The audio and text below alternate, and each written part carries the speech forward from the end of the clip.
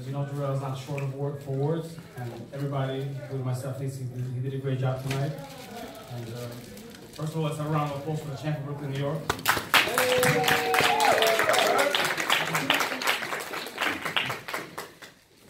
Go 12 rounds with a smile like that, man. That boy was tough. You want to hear me speak now? I do speak from the mind and the heart, man. That boy was tough. But like I said before, I prepared for 12 rounds. I felt a lot better than I did my last fight. I just want to let my hands go. A lot of more things I want to improve on. I can't take nothing from the performance. I can't say anything was hurting me. My hands felt good. My elbow hold up pretty good. My wing was pretty good. For people doubting me that I couldn't do 12 rounds for a 300-pound guy, but I proved to you. I threw nearly 800 punches in 12 rounds, for heavyweight. I felt good. He come with a couple good shots. I had two good sparring partners, a #1 amateur, Solomon, and my boy Adam Kornacki from Polska, my Polish brother. I mean, those two sparring partners I really had. Also, middleweight, known as Allen. I had to use what I only had, what I was in front of me. You gotta understand. These guys are calling me out as I'm fighting. There's nobody else that wants to fight me. Even when I fought George Washington, he had a full camp. He just came out of Klitschko camp, training for Vladimir. Training with Vladimir to help AJ. He had a full camp to get ready for me. Instead of him fighting, had a 3 weeks notice when he fought, Wilder. I went 5 rounds with Wilder, giving him help, but I beat him up every round. You got Maurice Wack. He fought Povetkin on like 2-3 weeks notice, and gave Povetkin a run for his money, and I stopped him earlier. Then we have this guy here, Johann Duhaupas, tough brother. He took the fight with Povetkin on 48 hours notice.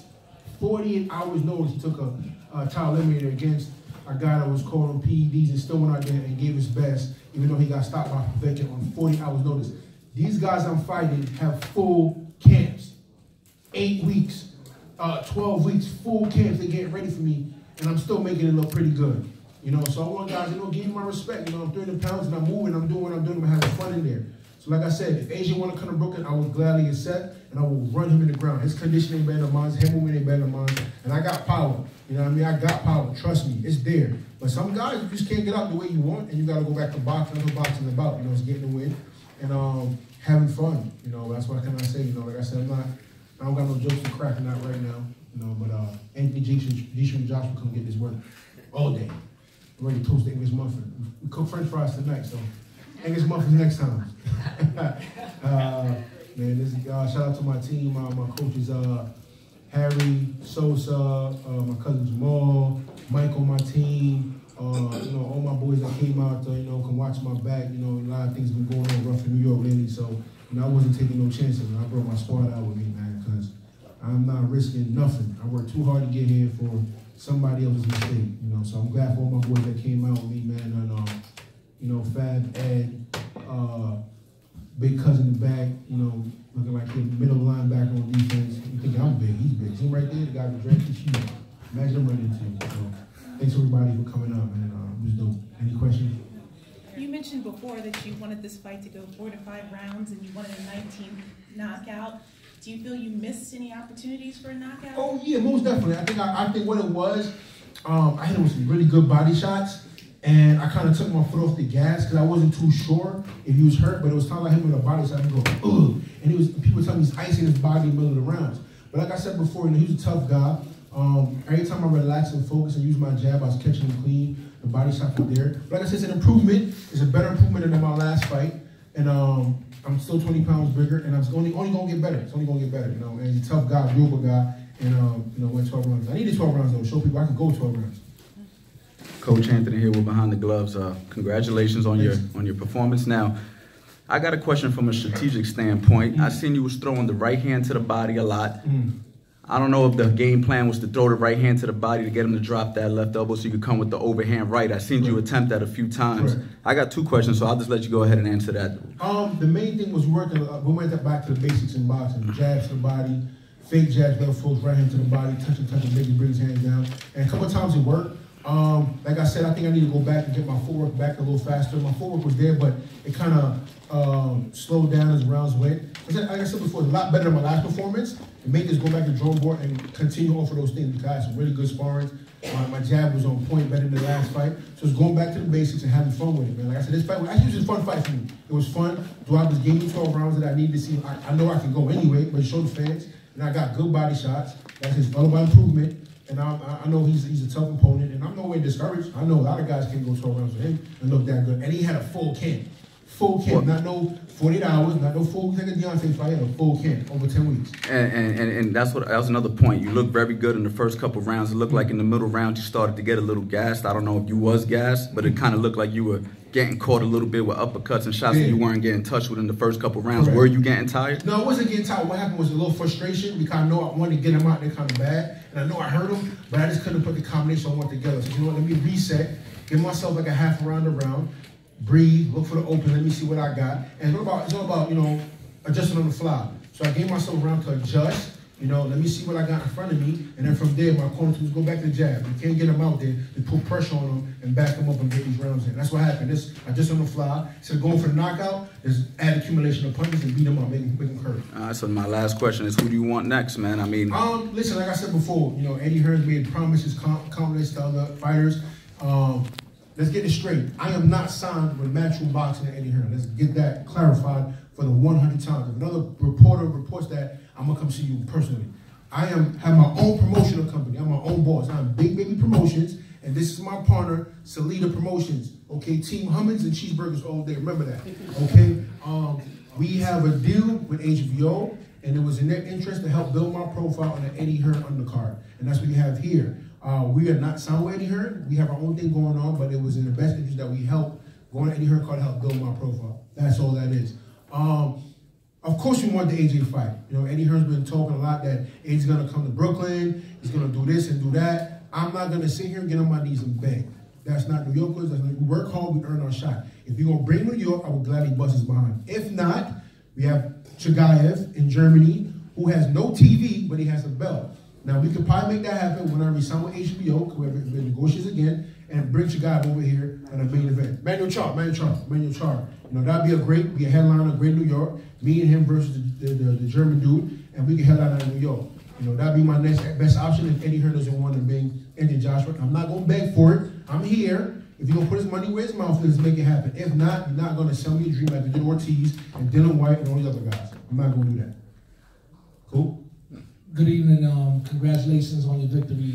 My name is Yang, representing my mindset.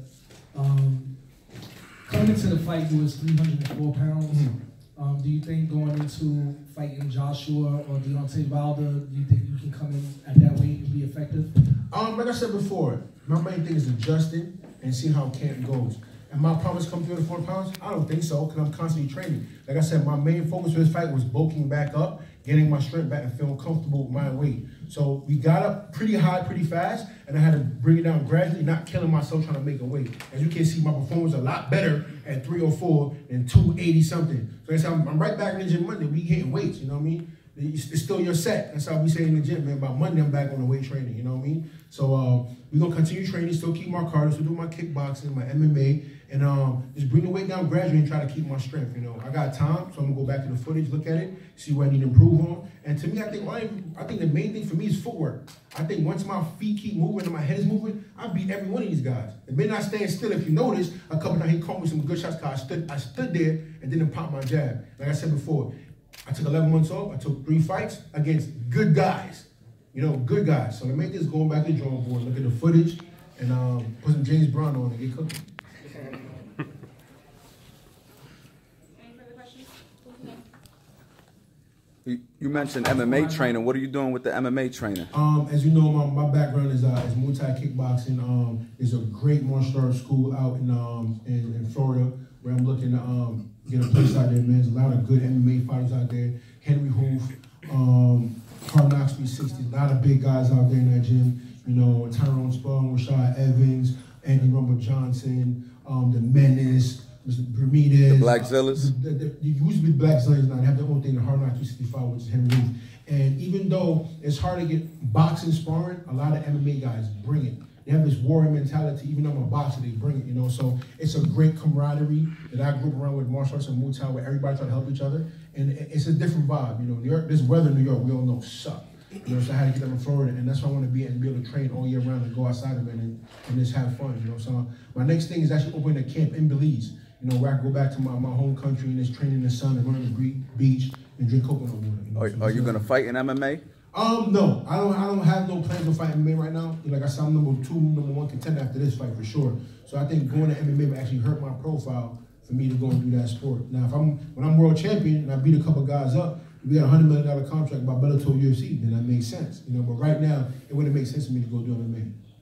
Dope. Brother Jarrell, this is James Bell here from Boxing Source. What's good? I'm good, man. I'm good. Just wanted to ask you a question about your overall stamina for this particular fight. I mean, of course, it was mentioned before that you came in at 304.4 pounds. But how did you feel inside the ring there, like going into round 6, 7, and then over to round 12? My stamina felt overall good. Like I said before, there was times where I feel like I clipped with some good shots where I had to kind of, you know, adjust and reevaluate myself and just take a little time to see what I got in front of me. You know, it wasn't that I was exhausted. It was just that I didn't want to get clipped with kind of shots. I wanted to just kind of relax, get my breathing back, let's figure out exactly what I have in front of me. And that's what I did. I think between 6th, 7th, and 8th round, I kind of got hit with a couple shots, but then I kind of readjusted myself. You know, but my stamina felt good. Like I said, we sparring 12, 15 rounds in the gym with guys that's undefeated, you know what I mean? Like, all these guys have sparring partners, but they have 7, 8 losses. It's a lot different when you spar a guy that have losses, like guys undefeated, like Adam Koronaki, the #1 amateur in the country. These guys are trying to boot my butt, but these are my boys, so I know when I'm doing something wrong, they're gonna tell me how to fix it. So like, my stamina was good, and I said the main thing is being able to be tired and be able to think. You know, a lot of guys get tired and can't think. They start throwing wild shots like Beyonce Wilder, or AJ, who just sit there and then the referee stop a fight when he land 1 or 2 shots. Nah, we ain't doing that. Everything you see, every fight I've had so far the last year, I had to work to get these wins. The Gerald Washington fight, how was that fight a draw till I stopped him? Because he's an Al Heyman guy, Al Heyman card. I beat his behind every round, but it was a draw to the point I stopped him. Morris Watt, another tough guy, beat his butt, stopped him in 9. So I had to work for everything I got so far, man. Cool. Thanks, Joe. Cheeseburger, let's go.